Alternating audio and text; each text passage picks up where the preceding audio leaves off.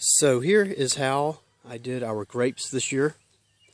Last time I made the mistake of buying grapes from Sam's, and Sam's sold us grapes that probably should only be growing in California.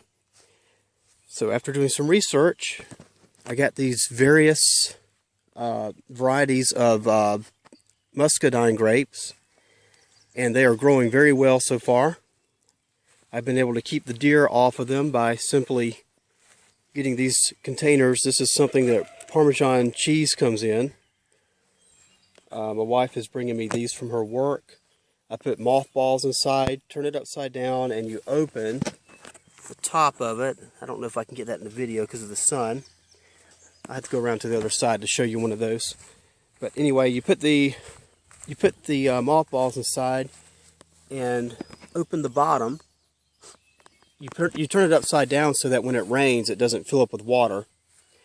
But each one of these, I have one of these mothball stations here, and it tells the deer, or it lets the deer know this is something they don't like because of how it smells.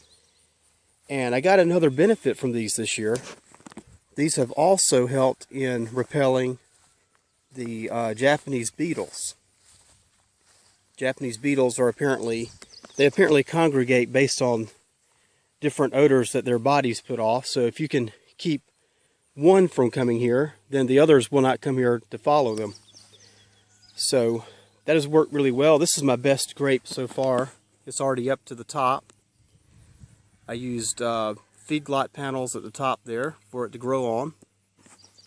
And I have to grow this tall so that deer won't get in here and eat them. They won't be able to reach up here. Only the limbs that come down can be reached. And this one was called a Supreme something. I have to look it back up on the website. But I got it from Ison's Nursery. They're down in Georgia. You can do a search for it on the internet. It's spelled I-S-O-N Nursery. And they shipped these to me back during the winter. I put them in the ground, and they are supposed to be able to survive a Tennessee winter, which those others could not do. They would grow up about as tall as these wire protectors here. The wintertime would come, everything on top of the ground would die, and then the following spring it would grow up from the ground again, which you're not going to get any grapevines from that, because it's like every year you're starting over. But this seems to be working, and I've been out watering. I'm trying to get the dirt good and wet because we're supposed to have rain over the next few days, and a ground that is wet will absorb water better than a ground that is dry. Hope you enjoyed. As I said, just look up that nursery on the internet. It's spelled I-S-O-N. That's where I got these. And hopefully next year at this time we'll have some grapes. Oh, by the way, these did try to produce grapes this year. Most of these plants were either 1 year old or 2 years old. And especially this one back here in the corner.